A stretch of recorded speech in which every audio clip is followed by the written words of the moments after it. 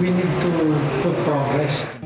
If you have the ability and if you have the opportunity, please get involved. Yung mga Pilipino po, it's a rising demographics in the United States, no?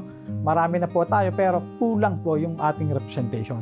You know, we have to claim our seat on the table kasi if we are just standing on the sideline at magrereklamo lang tayo and then we don't do our part, wala po mangyayari.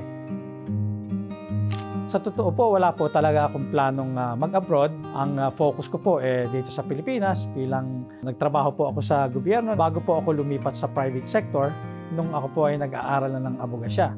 Hanggang yung pong my then girlfriend, na my wife, Ilya, nagpunta po siya sa Amerika at naging siya nurse siya doon. One Christmas, bumisita ako sa kanya, nag-usap kami, sabi niya, I don't think we could survive the long-distance relationship. I made a very tough decision, no? Na magstay sa Amerika. A tough decision na hindi ko po pinagsisisihan.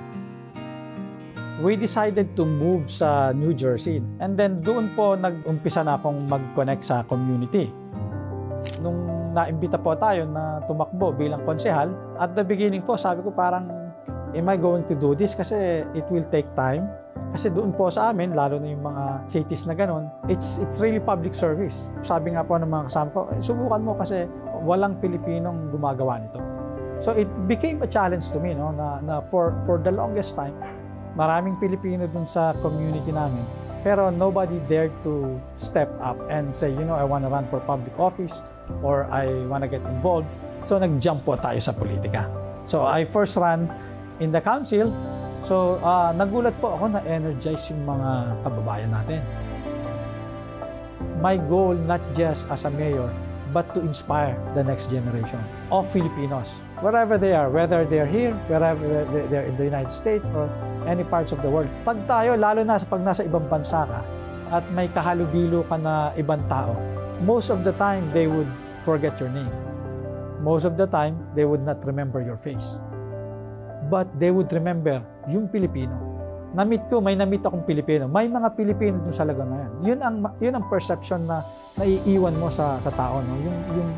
Yung ethnic identity mo. So, kung paano mo dalhin yung sarili mo at kung paano mo ipakita yung sarili mo being Filipino, that's the perception you're leaving to these people. So, kung maganda yung pinakita mo po, na ikaw ay isang mabuting Pilipino, isang leader na Pilipino, yun ang natatandaan nila. Mahusay yung mga Pilipino, mabait yung mga Pilipino, magaling ang mga Pilipino.